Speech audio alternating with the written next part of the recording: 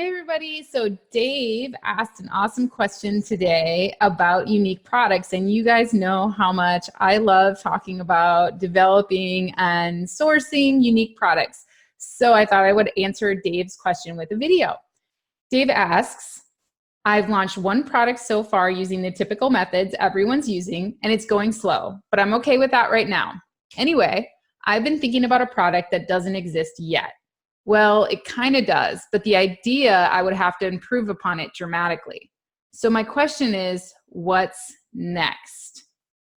So again, I love these kind of questions because I love developing unique products. And the questions that I always ask on coaching calls are as follows. So the first thing when you have an idea that you have to consider is, what is unique about your idea? So you have this idea, Dave, what's unique about it? Can you tell me what's unique about it? So if I pull up Amazon or I pull up Google and pull up a list of products that are sold across the marketplace, is there going to be similar products? And are you going to be able to tell me what is unique about yours? So I had this idea today and I decided that I want to develop a phone case with a suction cup on it, because my current phone case is magnetic and I want to be able to attach it to flat surfaces like the window or a mirror or the refrigerator, other surfaces that are not magnetic, right? So I thought, well, this is a cool, unique idea, right? I'm gonna put a suction cup on a phone case. So that's what's unique about my phone case. So phone cases already exist, but I can explain to people, well, mine has a suction cup, so you don't need a magnetic surface to connect your phone. And anywhere there's a flat surface, you'll be able to put your phone on there and record or take pictures or do whatever you would like. So that's my idea. It's cool, right? It's unique. Well, I don't know. The second question is, now that I know that I have a unique idea, my second question is, are people actually searching for my unique idea? So the first thing I'm going to do is go out there and look for other phone cases with suction cups, right? I think my idea is unique, but if I find another phone case with a suction cup on it, I'm going to go, oh, maybe my idea isn't so unique. I can't really, justify that, right? So then I'm gonna move on. I'm gonna go, okay, are they solving the exact same problem I'm trying to solve? So yes, all right, I found a phone case with the suction cup already, I'm good, right? But let's say I didn't. Let's say I searched for it and I didn't find a phone case with the suction cup. I'm like, okay, cool, it's unique, it's cool, it's a cool idea. Well, the second thing is I have to find out if people are actually searching for that thing. So how do I find out if people are searching for it? I can use keyword tools like Keywords Everywhere. I can use, you can use any of your Amazon keyword tools, but I need to go across the internet and see if people are searching for either my problem or my solution. So problem is sticking a phone to a window or a flat surface. And my solution is phone case with a suction cup. So the other cool thing that you could do, and I'm going to share my screen and show you what you can do, and I can search for phone case with, and I can see what suggestions pop up in the search bar.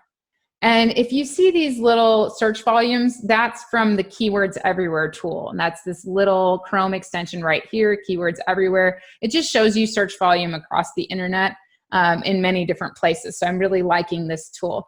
But anyway, phone case with, all right, I'm gonna start searching. Oh, look at that, suction cup, phone case with suction cup. So people are actually searching for this at a rate across the internet of 170 searches a month. Okay, and it's 55 cents average cost per click in advertising. So now I type in phone case with suction cup. Aha! So we do have a suction cup mount, but not an actual phone case with a suction cup built in. So what's unique about mine is that it's not a mount, it's an actual phone case with a suction cup. And we know that people are searching for it at the rate of 170 per month. The next thing I can do is come over to Google and say phone case with, and I can say suction cups. Look at that. People are searching for it on Google as well. So let's look at that. They're not just looking for mounts, they're searching for a phone case with a suction cup. So let's see here. Now we can look, and in my keywords everywhere tool shows me suction cup phone holder. People are searching for that at a volume of 160 per month. Stick your phone anywhere. That's interesting. I would like to see that, what the results are for that. Hands-free phone case, that's not the same thing. So it seems like there's a lot of these, suction cup phone stands that people are looking for, but, and these self sticks, but nothing where it's an actual suction cup on the phone case. So I have a unique idea.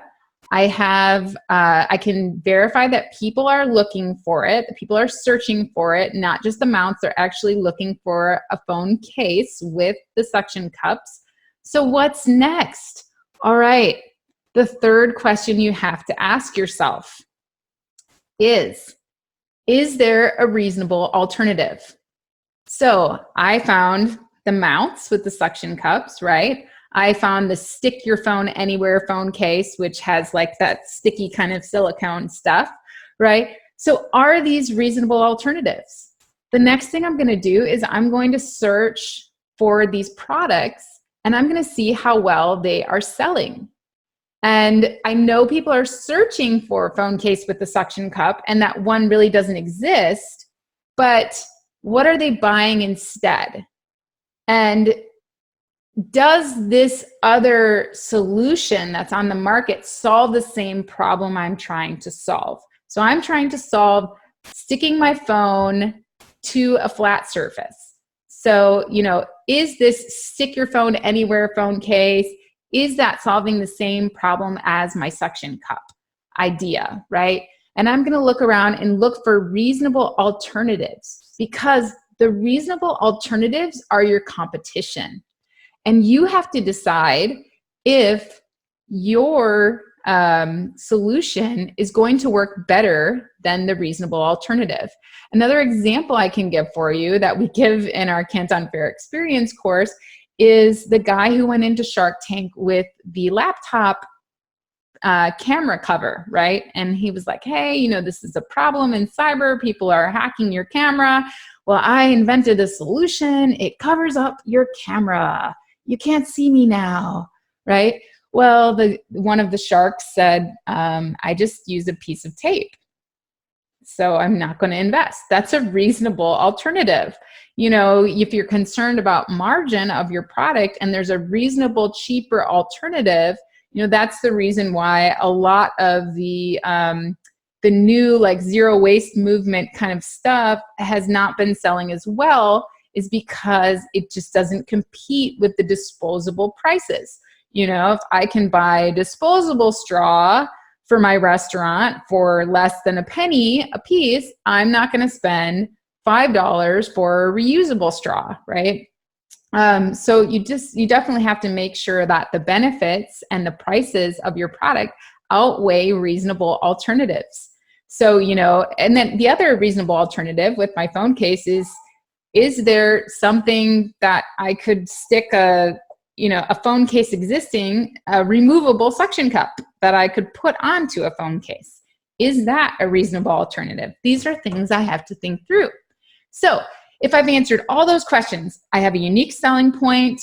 There is no one else trying to solve the same problem, and people are searching for the solution to this problem, and there's not a reasonable alternative, then I can move forward with my project. So the next step would be prototyping. And prototyping, I know people get all kind of freaked out about this, but honestly, I would go to the craft store and I'd get myself some suction cups and I'd be trying it out. I'd be taping them to my phone case, whatever it took to make sure that this idea of mine actually worked in use, right? When I invented Sifties, I did that. I went and, built the ugliest prototype, and I checked it out and made sure that my idea actually worked. And it did. It worked great. And then I was like, oh man, now I got to turn this into like a real product. So once you prototype it and you tape it together, bubble gum, whatever, and you realize, okay, my product works. Also, you might find an existing product on the market. So maybe I go get that, I buy that phone mount thing that we saw with the suction cups on it, and I take that and I'm like, oh, okay, maybe I could somehow turn this part into a case, and play around with it. So there's different ways to prototype. If you find an existing product that would meet the need. For example, right now I'm launching a product that is used for one purpose in one category, but I'm using it for a different purpose in a new category. So I'm testing that out right now. So I'm not going to call it what it's called over here. I'm going to call it something new. I'm solving a problem that people are looking for, that I was looking to solve myself. So I found an existing product that very well does the job, and I'm just rebranding it and launching it in a new category. So you have options there. So once you've got your prototype or your existing product that works very well in this new category, then you've got to go out and you have to find your manufacturer. You have to either buy one existing, you can test small batches if there's an existing product, or that's when you start working with manufacturers on turning your prototype into a real product. And this is a whole nother area, right? Because then we get into, how do I protect it? Do I need a patent? Should I trademark? What do I do? And, that's kind of that's a whole nother can of worms, and something that would take me a very long time to explain. But you asked what's next. So what's next is making sure that your idea is viable. And that is exactly what I've walked you through today. And you're going to find out what's unique about it. You're going to find out whether people are searching for what's unique about it. And then you're going to make sure there aren't reasonable alternatives. And then you're going to start prototyping. And then once you have a prototype in hand and you've answered that it's a viable product, then we'll move on to the next step, which is talking about actually sourcing and developing that product. All right. Thank you, Dave, for asking the question and allowing me to answer it. And I'm interested to hear everyone's thoughts and takes on how to do this. All right. Bye.